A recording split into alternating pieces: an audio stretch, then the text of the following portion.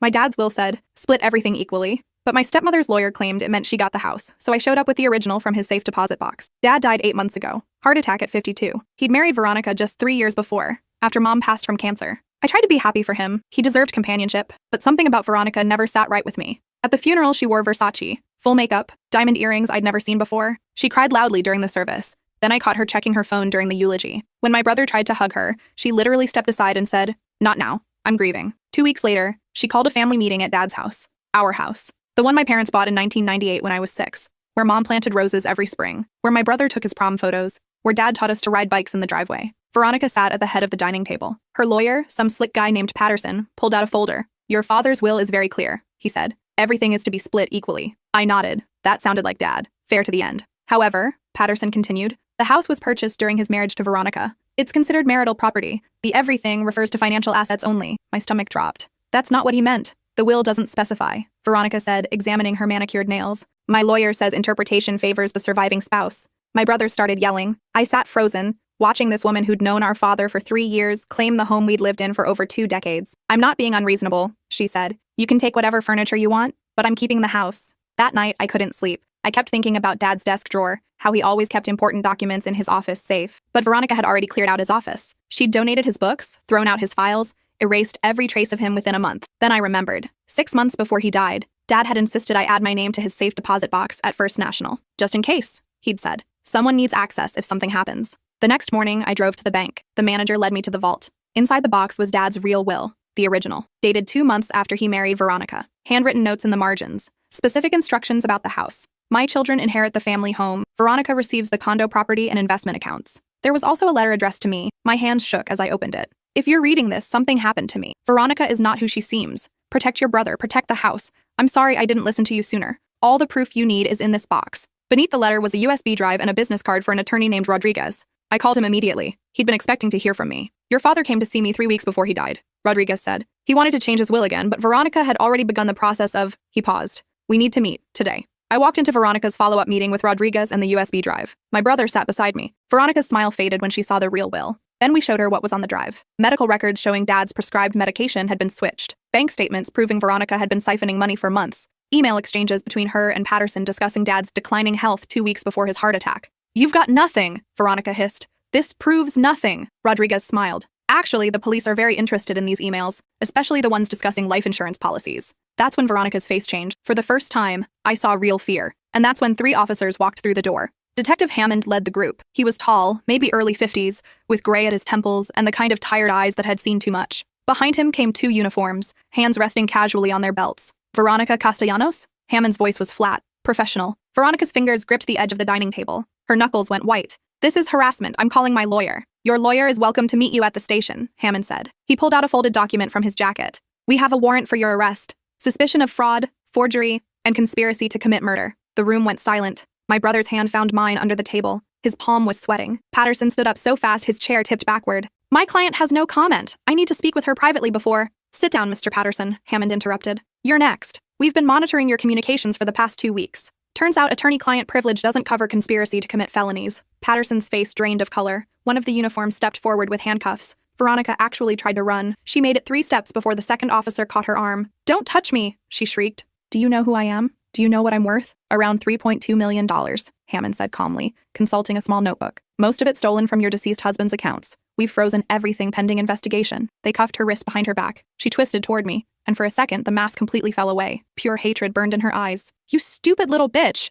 she spat. "Your father was a fool. He never loved you. He only kept you around because we were his children," I said quietly. "Something you'll never understand." Hammond led her toward the door. She fought the whole way, screaming threats and obscenities. The neighbors were probably having a field day. Patterson followed in his own set of handcuffs. Silent now, his expensive shoes shuffling against the hardwood floor Dad had refinished when I was 10. When the door finally closed, the house went quiet. Just me, my brother, and Rodriguez in the dining room where we'd eaten 1,000 family dinners. My brother broke first. He put his head in his hands and sobbed, big, shaking breaths that came from somewhere deep. I wrapped my arms around him and held on while he fell apart. Rodriguez gave us a moment. Then he cleared his throat gently. "I know this is overwhelming, but we need to talk about next steps." I wiped my eyes, nodded. "What happens now?" "The police will process the evidence. Given what's on that USB drive, this will likely go to trial." He pulled out his own folder, much thicker than Patterson's had been. "Your father was thorough. He documented everything once he realized what Veronica was doing." "How long did he know?" My brother's voice was hoarse. Rodriguez hesitated. About 4 months before his death, he noticed discrepancies in his bank statements. Money moving without his authorization. His pills looked different. He started investigating, but he didn't want to alarm you until he had proof. 4 months. Dad had known he was in danger for 4 months and hadn't said anything. He was trying to protect you, Rodriguez said, reading my expression. If Veronica suspected he told you, she might have. He stopped. Your father was smart. He knew he needed ironclad evidence. He hired a private investigator. That's what most of the USB drive contains. What's on there exactly? I asked. Rodriguez opened his laptop. Photos of Veronica meeting with Patterson 6 months before your father's death. Financial records showing she'd been planning this since before they married. Background checks revealing she'd done this twice before. My stomach dropped. What? Veronica isn't her real name. She's been Vivian Rothschild, Victoria Lang, and Violet Montgomery. Each time she married a widower with assets. Each time the husband died within 3 years. Heart problems mostly. Never enough evidence to prosecute, but he pulled up a photo. Her second husband's children suspected foul play. They couldn't prove anything. Oh my God, my brother whispered. Dad married a serial killer. We don't use that term lightly, Rodriguez said. But yes, the detective your father hired uncovered a pattern. Veronica targets men who've recently lost their wives. Men with children from previous marriages, men with substantial assets. I thought about Dad at the grief support group. That's where he'd met her. She'd been crying about her own loss, some sob story about her husband dying of cancer. Dad had been vulnerable, lonely, an easy target. How did she do it? I asked. How did she kill him? Rodriguez pulled up another file. Your father's cardiologist prescribed him medication for high blood pressure. Low dose, very manageable. But the pills in your father's medicine cabinet weren't what the pharmacy filled. Someone had been switching them with a different medication, one that when combined with certain foods or drinks can cause cardiac arrest. The night he died, my brother said slowly, she'd made him dinner. She said she was trying a new recipe. Rodriguez nodded. The police will exhume his body. Toxicology reports from the autopsy should confirm what we suspect. If we're right, and I believe we are, Veronica will be charged with first-degree murder. The words hung in the air. Murder. Our stepmother had murdered our father. I stood up abruptly, walked to the window. Outside, the roses Mom had planted were blooming, pink and white and deep red. Dad had kept them going after she died, watered them every morning, pruned them every spring. Veronica had tried to rip them out last month. My brother had stopped her. There's more, Rodriguez said quietly. Your father wanted you to know everything. I turned around. More? He pulled out another document. Veronica was pregnant when she married your father. My brother made a choking sound. She miscarried 2 weeks after the wedding. But your father never knew she was pregnant in the first place. She told him it was complications from fibroids. He paid for her surgery, $15,000 out of pocket, because she claimed her insurance wouldn't cover it. Let me guess, I said.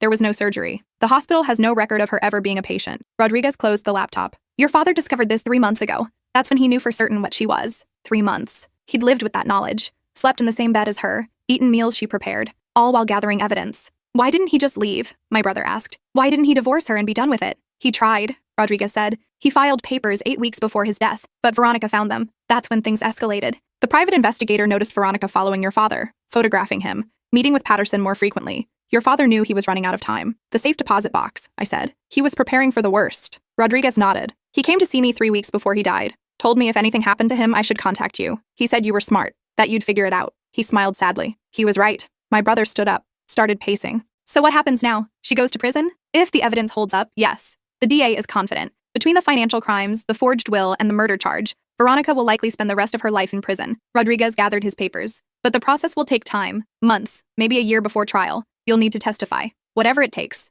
I said. Rodriguez left us his card, told us to call anytime, day or night. As he walked to the door, he paused. Your father loved you both very much. Everything he did, every risk he took was to protect you. I hope you know that. After he left, my brother and I sat in silence. The house felt different now, lighter somehow, like a weight had been lifted. We should change the locks, my brother finally said, just in case. I nodded, and go through everything, make sure Veronica didn't hide anything else. We started in Dad's office. Veronica had cleared it out, but she'd done a sloppy job. Behind the bookshelf, we found a folder she'd missed. Inside were more letters from Dad, one addressed to each of us. Mine was 3 pages long. My dearest daughter, if you're reading this, I'm gone. I'm sorry. I'm so sorry. I should have listened to you from the beginning. You never liked Veronica. I saw it in your eyes every time you looked at her. But I was lonely after your mother died, and Veronica made me feel alive again. It took me too long to see the truth. By the time I realized what she was, I was already trapped. But I want you to know something important. I never stopped thinking about you and your brother. Everything I did, every decision I made, was to protect you both. The house is yours. It always was. Your mother and I bought it together, and it holds every memory of our family. Don't let Veronica take that from you. Fight for it. Fight for your brother. You're stronger than you know. I've made provisions. Rodriguez has all the details. Trust him. He's a good man. I love you. I'm proud of the woman you've become. Take care of your brother, take care of each other, and take care of those roses. Dad. I read it 3 times. Then I folded it carefully and put it in my pocket. My brother's letter was shorter, but similar. Instructions to trust me, to fight, to remember what family meant. We found other things too. Photos Veronica had hidden, of her meeting with Patterson 6 months before she married Dad, of her with another man, kissing in a parking lot 3 weeks after the wedding, of her going through Dad's home office, photographing documents. Dad had been building a case. Methodically, carefully. He was going to take her down, my brother said, holding up a photo of Veronica and Patterson having lunch. Even if it killed him. It had killed him, but he'd made sure we'd finish what he started. The next few weeks were a blur of police interviews and legal proceedings. The DA assigned to the case, a sharp woman named Foster, walked us through what would happen. The evidence was overwhelming. Veronica had been sloppy, overconfident. She'd left a digital trail a mile wide. Patterson cracked almost immediately. Cut a deal with the DA in exchange for testimony. He'd met Veronica 5 years ago at a legal conference. She'd pitched him on a scheme. She'd find the marks. He'd handle the legal paperwork. They'd split the assets. They'd done it twice successfully before Dad. How much did they steal total? I asked Foster. From all 3 victims? Close to $8 million. She slid a spreadsheet across her desk. Your father was the wealthiest. They stood to clear over $3 million from his estate if they'd succeeded. The exhumation confirmed what we already knew. Toxicology found lethal levels of digoxin in Dad's system. Combined with the grapefruit juice Veronica had been serving him every morning, his heart had never stood a chance. The trial was set for 8 months away. In the meantime, my brother and I moved back into the house. It felt strange at first, walking through rooms where Veronica had lived, sleeping in bedrooms she'd occupied, but slowly we reclaimed it. We packed up everything that was hers, donated her clothes, threw out her makeup and jewelry, repainted the master bedroom, and we took care of the roses. Every morning, I'd go outside with the watering can, the same green plastic can Dad had used. The roses were thriving now, almost like they knew. My brother found a job nearby, marketing for a tech startup. He'd been living across the country before Dad died, but he came home now. I can work remotely, he said, and someone needs to help you maintain this place. We fell into a routine. Dinners at the dining table where we used to sit as kids. Coffee on the back porch where Dad used to read the paper. Slow, quiet evenings where we talked about everything except Veronica. Until one night when my brother asked the question I'd been avoiding. Do you think he knew? At the end, I put down my wine glass. What do you mean? When he had the heart attack. Do you think he knew Veronica had done it? That she'd killed him? I thought about it. Dad collapsing in the kitchen. Veronica's 911 call that came 3 minutes later than it should have. The way she'd been crying at the hospital, but her makeup hadn't smudged. Yeah, I said quietly. I think he knew. That must have been awful. Dying and knowing the person who was supposed to love you had murdered you. We sat in silence. He died protecting us. I finally said, that's what matters. He made sure we'd have the evidence. He made sure we'd win. 6 months later, the trial began. The courthouse was packed. Media everywhere. Veronica's case had become national news. Pretty blonde woman accused of murdering multiple husbands for money. Every network wanted the story. I sat in the front row next to my brother. Rodriguez sat behind us. Foster stood at the prosecutor's table, organizing her files. Veronica was led in wearing an orange jumpsuit. Prison had changed her. Her hair was dull, pulled back in a messy ponytail. No makeup, no designer clothes. She looked small, ordinary. She didn't look at us. The trial lasted 3 weeks. Foster was methodical. She called the private investigator Dad had hired. He testified about following Veronica,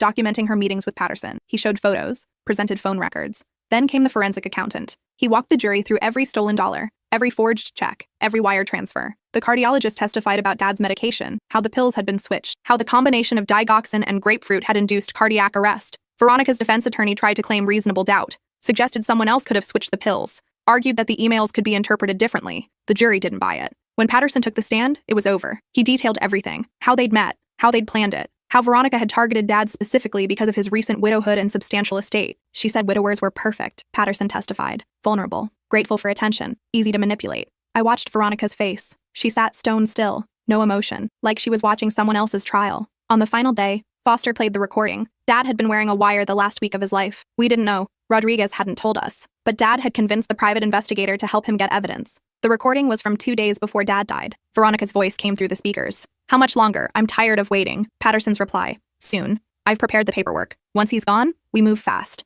File the fake will before the kids realize what's happening. And if they contest it, they won't have time. We'll have everything liquidated and transferred within 48 hours. By the time they get a lawyer, the money will be gone. Veronica laughed. Just like the others. Exactly like the others. There was a pause. Then Veronica said something that made my blood run cold. I'm increasing his dose tonight. Double what I've been giving him. His heart can't take much more. You're sure it will work? It's worked twice before. The courtroom erupted. The judge banged his gavel. Veronica's attorney jumped up, shouting objections. But it was too late. The jury had heard everything. They deliberated for 4 hours. Guilty on all counts. First-degree murder, fraud, conspiracy, forgery. The judge scheduled sentencing for 2 weeks later. Veronica was led out of the courtroom. As she passed our row, she finally looked at us. Her eyes were empty, dead inside. Your father was weak, she said, just like the others. My brother lunged forward. I caught his arm. She's not worth it. Security pulled Veronica away. We never saw her again. At sentencing, Foster pushed for life, without parole. The defense attorney argued for leniency, claimed Veronica had suffered abuse as a child, that she'd been manipulated by Patterson. The judge wasn't interested. Mrs. Castellanos, he said, you deliberately targeted vulnerable men. You inserted yourself into their lives. You gained their trust. and then you murdered them. You are a predator. A calculating, cold-blooded predator. This court will not show you the mercy you denied your victims. Life without parole, plus 90 years for the financial crimes. Veronica showed no reaction. She was led away without a word. Patterson got 25 years. He'd cooperated, but he'd still been complicit in 3 murders. After the sentencing, Foster took us to dinner. Your father would be proud, she said. You got justice for him. We got justice for all of them, my brother said. The other men she killed. Foster nodded. Their families have been informed. They're grateful. One of them wants to meet with you, if you're open to it. The next week, we met Harold Chen in a coffee shop downtown. He was in his 70s, slightly stooped, with kind eyes behind wire-rimmed glasses. Thank you, he said immediately. Thank you for what you did. My father died 6 years ago. We always suspected Violet. That's what she called herself then. But we couldn't prove anything. I'm sorry, I said. I'm sorry we couldn't stop her sooner. You stopped her eventually. That's what matters. He pulled out a photo. This was my father, Raymond Chen. He was a good man, like your father. We talked for 2 hours, shared stories about our fathers, about how Veronica had inserted herself into their lives, about the warning signs we'd missed. She was good, Harold said. Professional. She knew exactly how to play the grieving widow, how to seem supportive and loving, until she got what she wanted, my brother added. Exactly. Before we left, Harold hugged us both. Your father saved future victims. Remember that. If he hadn't gathered that evidence, she'd still be out there, still hunting. Over the next year, we slowly rebuilt our lives. My brother got promoted at work, started dating someone he'd met at a coffee shop, brought her to family dinners. I took a leave of absence from my job, used the time to process everything, to grieve properly. Because beneath all the anger and the justice and the satisfaction of seeing Veronica convicted, there was still grief. Dad was gone, really gone, and no trial could bring him back. On the first anniversary of his death, my brother and I held a small memorial service. Just us, Rodriguez, and a few of Dad's close friends. We planted a new rose bush in the garden, a deep red variety called Remembrance. Rodriguez gave a short speech. Your father was a brave man. He faced evil and didn't back down. He protected his children even when it cost him everything. That's the definition of a hero. That night, my brother and I sat on the back porch. The roses were blooming in the moonlight. Do you think he knew? My brother asked. That night, when Veronica gave him the extra dose. Do you think he knew it was the end? I thought about Dad's letter, about how he'd prepared everything, about the safe deposit box and the evidence and the wire recording. Yeah, I said. I think he knew, and I think he accepted it, because he'd done what he needed to do. He'd protected us. I wish he'd told us sooner. We could have helped. He was protecting us then, too. If Veronica had suspected we knew, she might have... I stopped. Dad did what he thought was right. We sat in silence, watching the stars. I miss him, my brother said. Me too. 2 years after Dad's death, I finally went through the last of his belongings. Boxes in the attic that we'd avoided. Old photos, tax returns, notebooks from his college days. At the bottom of one box, I found a journal. It was leather-bound, worn at the edges. Dad's handwriting filled every page. I almost didn't read it. It felt like an invasion of privacy. But on the first page, there was a note. For my children. So you'll understand. The journal chronicled everything. Meeting Veronica at the grief support group. How she'd pursued him. How flattered he'd been by the attention. Then it shifted. Entries about noticing money missing. Pills that looked different. Veronica's odd behavior. June 3rd. Found bank statement in recycling. $5,000 withdrawn. I didn't make that withdrawal, asked Veronica. She said it was for house repairs. There haven't been any repairs. June 15th. My medication looks different. Same bottle, same pharmacy label, but the pills are a different shade. I called the pharmacist. He confirmed they filled the correct prescription. So where did these pills come from? July 2nd. Followed Veronica today. She doesn't know I saw her. She met with her lawyer at a restaurant downtown. They were going over paperwork. From what I could see, it was a will. My will. But I never signed that document. July 18th. Hired a private investigator. Can't trust anyone else. Need proof. Need to protect the kids. If I'm right about what Veronica is, they're in danger too. The entries became darker. More urgent. August 1st. The investigator confirmed my suspicions. Veronica isn't who she says she is. She's done this before, multiple times. I'm not her first husband. I'm her third. The others are dead. August 10th. I'm scared. Really scared. But I can't let her know I know. Have to keep pretending. Have to keep gathering evidence. The kids need proof. Otherwise, she'll get away with it like she did before. August 23rd. Met with Rodriguez today. Updated my will. Added notes and instructions. If something happens to me, Rodriguez will contact the kids. They'll know what to do. They're smart. Smarter than I was. September 4th. Wearing a wire now. The investigator set it up. Recording everything. Veronica and Patterson don't know. Need to catch them discussing the plan. Need irrefutable evidence. September 14th. Got the recording yesterday. Veronica confirmed everything. She's planning to kill me. Soon. She said she's doubling the dose. My heart can't take much more. The next entry was dated September 16th, the day before Dad died. September 16th. This might be my last entry. I can feel my heart struggling. The medication is taking its toll. I'm dizzy. Nauseous. Short of breath. Veronica is watching me closely. Waiting. I'm not ready to die. There's so much I wanted to do. So many things I wanted to say to my kids. But if this is the end, I need them to know. I love them. I'm proud of them. And I'm sorry. Sorry I brought Veronica into our lives. Sorry I didn't see the danger sooner. Sorry I'm leaving them to clean up my mess. But they'll do it. I know they will. They're strong. Stronger than me. To my daughter, you always had good instincts about people. Trust those instincts. They'll serve you well. To my son, you have a good heart. Don't let this make you cynical. There's still goodness in the world. Take care of each other. Take care of the house. Take care of the roses. And remember, I loved your mother with everything I had. When she died, a part of me died too. Veronica seemed like a second chance, but she was just a predator wearing a human mask. Don't make my mistakes. Don't trust too easily. Don't ignore red flags. And if someone seems too good to be true, they probably are. I love you both. Dad. I closed the journal, sat on the attic floor and cried. My brother found me an hour later. I handed him the journal without a word. He read it in silence, tears streaming down his face. He knew, my brother said. He knew he was dying and he still protected us. I finished. We sat together in the attic, surrounded by boxes of Dad's life, photos of him and Mom on their wedding day, birthday cards we'd made as kids, report cards he'd saved, a lifetime of memories. We did good, right? My brother asked. Dad would be proud? Yeah, I said. We did good. 3 years after Dad's death, my brother got married. He asked me to walk him down the aisle since Dad couldn't be there. I wore Mom's pearls, carried a bouquet that included roses from Dad's garden. During his vows, my brother choked up. My dad taught me what it means to be a good man. He showed me that family is worth fighting for, worth dying for.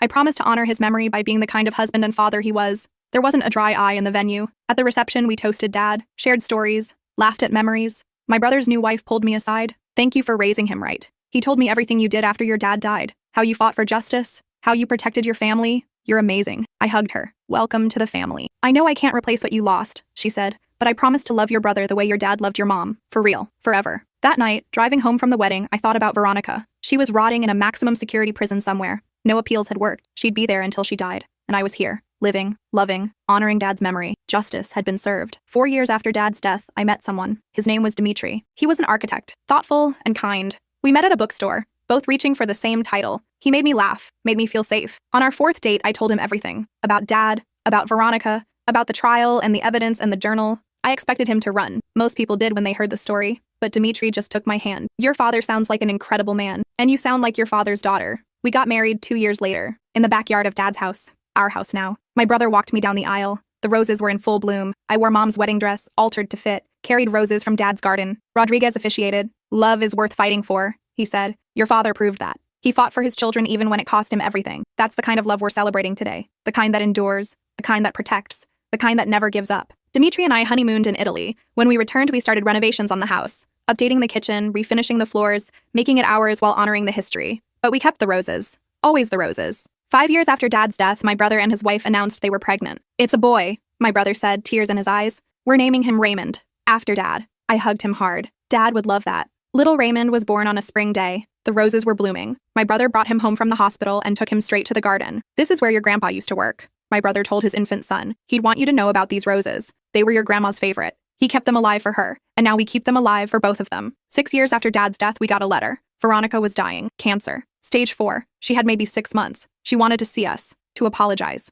My brother wanted to ignore it. She doesn't deserve forgiveness. I agreed. But something made me write back anyway. We visited her once, at the prison hospital. She looked ancient, shriveled, nothing like the glamorous woman who'd worn Versace to Dad's funeral. I'm sorry, she rasped. I'm so sorry for what I did. To your father, to all of them. My brother stayed silent, stared at the wall. I looked at Veronica's hollow eyes, saw no real remorse there, just fear. Fear of dying. Fear of what came after. You're not sorry you did it, I said quietly. You're sorry you got caught. Veronica's face twisted. He was nothing. Just another mark. They were all nothing. My brother stood up. We're done here. We walked out. Never looked back. Veronica died 3 months later. Alone. No one claimed her body. The state buried her in an unmarked grave. 7 years after Dad's death, I got pregnant. Dimitri and I had been trying for a while. When the test came back positive, I cried. Happy tears. Grateful tears. It's a girl, the ultrasound tech said at 20 weeks. That night, Dimitri and I sat in the garden. What should we name her? He asked. I looked at the roses. Thought about Mom, about Dad, about everything they'd sacrificed, everything they'd built. Rose, I said. We'll name her Rose. Perfect.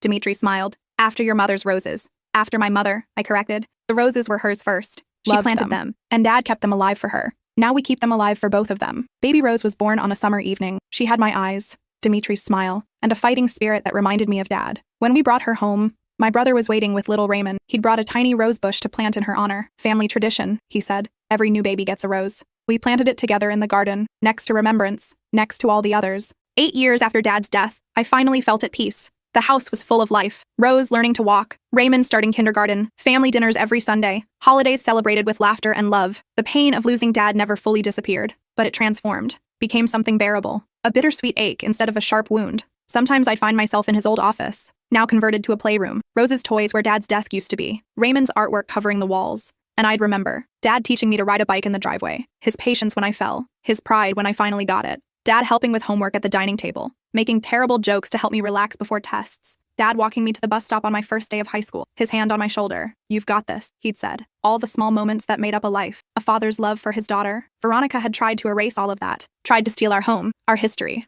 our father's legacy. But she'd failed. Dad had made sure of it. 9 years after Dad's death, my brother and I established the Raymond Castellanos Foundation, a nonprofit dedicated to helping families navigate complex probate cases, especially cases involving suspected elder abuse or financial exploitation. Dad would want us to help others, my brother said at the opening ceremony. He didn't want anyone else to go through what we went through. We funded free legal services, hired investigators, helped families uncover fraud. In our first year, we assisted 43 families, recovered over $2 million in stolen assets, brought charges against 11 predators like Veronica. Rodriguez served on our board. Foster joined as well. Both of them donated their time and expertise. "This is your father's legacy," Rodriguez said. "Justice, protection, family." 10 years after Dad's death, we held a ceremony at the house. All our family and friends gathered. The garden was in full bloom. Roses everywhere. Every color, every variety. My brother stood at the podium we'd set up on the patio. 10 years ago, we lost our father. He was murdered by someone he trusted, someone he loved. It nearly destroyed us. But Dad made sure we'd survive. He left us evidence, guidance, and most importantly, love. He gestured to the garden. "These roses represent our family, our history, our resilience. Each one planted with intention, each one cared for with dedication, just like Dad cared for us." I stepped forward. Dad taught us to fight for what's right, to protect the people we love, to never give up, even when the odds seem impossible. That lesson saved us, and now we're passing it on. We unveiled a bronze plaque at the garden's entrance, in memory of Raymond Castellanos' beloved father who fought for justice, even when it cost him everything. The roses remember. Rose and Raymond helped us plant another rose bush, a new variety we'd cultivated specifically for this. Deep red petals with gold edges. We called it Justice Rose. "Will Great-Grandpa be able to see it?" Rose asked. She was 4 now, old enough to ask questions, too young to understand the full story. "Yes," I said. "He can see it, and he's proud." "How do you know?" I looked at my daughter, thought about everything Dad had done, every sacrifice, every calculated risk, because love doesn't die. It just changes form. Great-Grandpa's love is in these roses, in this house, in all of us. Rose seemed satisfied with that answer. She grabbed her watering can and started helping with the new plant. That night, after everyone left, Dimitri and I stood in the garden. The stars were out. The roses glowed in the moonlight. "You did it," Dimitri said softly. "You honored your father, protected his legacy." "We all did. My brother, Rodriguez, everyone who helped. But you led the way. You found the evidence. You refused to give up." I thought about that first morning at the bank, opening the safe deposit box, finding Dad's letter, the USB drive, all the proof we'd needed. "Dad led the way," I said. "I just followed his instructions. He chose you for a reason. He knew you'd be strong enough." Maybe that was true. Maybe Dad had known I'd fight, that I wouldn't let Veronica win. Or maybe he'd just hoped, prayed, done everything he could and trusted that it would be enough. Either way, it had worked. Veronica was in prison until she died. Patterson was serving his sentence. The other victims' families had closure, and Dad's legacy lived on, in the foundation, in the garden, in his grandchildren who would grow up hearing stories about their brave grandfather. "Thank you, Dad," I whispered to the stars, "for everything, for protecting us, for believing in us, for loving us enough to fight." The wind rustled through the roses, and just for a moment, I could have sworn I smelled Mom's perfume, heard Dad's laugh, felt their presence in the garden they'd built. 11 years after Dad's death, my brother's second child was born, a daughter they named Grace. 13 years later, I had another baby, a boy we called Nathan. 15 years later, the foundation had helped over 300 families, recovered $15 million, brought charges against 62 predators. 20 years after Dad's death, we gathered again in the garden. Rose was 22 now, graduated from law school, planning to join the foundation full-time. Raymond was 18, headed to college to study criminal justice. "They're carrying on Dad's work," my brother said, "just like we did." I watched Rose explaining something to little Nathan, watched Raymond playing with Grace. The next generation growing up with the same values Dad had instilled in us. Justice, family, love. "We broke the cycle," I said. "Veronica tried to destroy our family, but instead she made us stronger. Dad made us stronger," my brother corrected. "He showed us how." That night, I read Dad's journal again. I'd read it dozens of times over the years, but it still moved me, still made me cry. Take care of each other. Take care of the house. Take care of the roses. We'd done everything he'd asked. The house was full of love, full of family, full of the next generation who would continue the legacy. And the roses? They bloomed more beautifully every year. 25 years after Dad's death, my brother and I were grandparents. Rose had 2 kids. Raymond had 1. Grace was pregnant with her first. We'd outlived Veronica's prison sentence by decades. Outlived Patterson, too. He'd died in prison 3 years ago. Heart attack. Ironic. The foundation was thriving, now international, helping families worldwide. Dad's story had become a case study in estate law, in recognizing elder abuse, in fighting back against predators. His death had meaning. His sacrifice had saved countless others. "Do you think he knew?" my brother asked one evening in the garden. We asked that question often over the years, never tired of discussing it. How much good would come from what happened? I looked at the justice rose. It had grown massive over the years, a centerpiece of the garden, blooming even in winter somehow, defying nature, just like Dad had defied Veronica's plans. I think he hoped, I said. That's all any of us can do. Hope our actions matter. Hope we make a difference. Hope the people we love remember us. We remember, my brother said. Every day. Every day, I agreed. 30 years after Dad's death, I was 73. My brother was 70. Both of us gray-haired. Both of us marked by time. But the garden still bloomed. The house still stood. The foundation still fought. And Dad's grandchildren, now adults with children of their own, still told stories about the grandfather they'd never met. The hero who'd saved his family. The man who'd fought evil and won, even at the cost of his own life. Tell us again, my granddaughter asked one evening. She was 8. Same age I'd been when we first moved into this house. Tell us about great-great-grandpa Raymond and the bad woman. I looked at my brother. He nodded. Your great-great-grandpa was very brave, I began. He loved his children more than anything. And when a bad person tried to hurt them, he didn't run away. He fought back. Did he win? The little girl asked. I smiled. Looked around at the family gathered in the garden. 4 generations. All because Dad had been brave enough to fight. Yes, I said. He won. Not the way he wanted to, but he won. Because love always wins in the end. Always. The little girl seemed satisfied. She ran off to play with her cousins. My brother put his hand on my shoulder. We did good. Yeah, I said, we did good. And in the garden, the roses bloomed eternal. A living memorial to a father's love. A testament to a family that refused to break. A reminder that justice, no matter how long delayed, eventually finds its way home. Just like Dad had known it would. Just like he'd planned it. Even from the grave, Raymond Castellanos protected his children. And his children, in turn, made sure his sacrifice meant something. Made sure his story was told. Made sure no other family would suffer what we'd suffered. The roses remember. And so do we.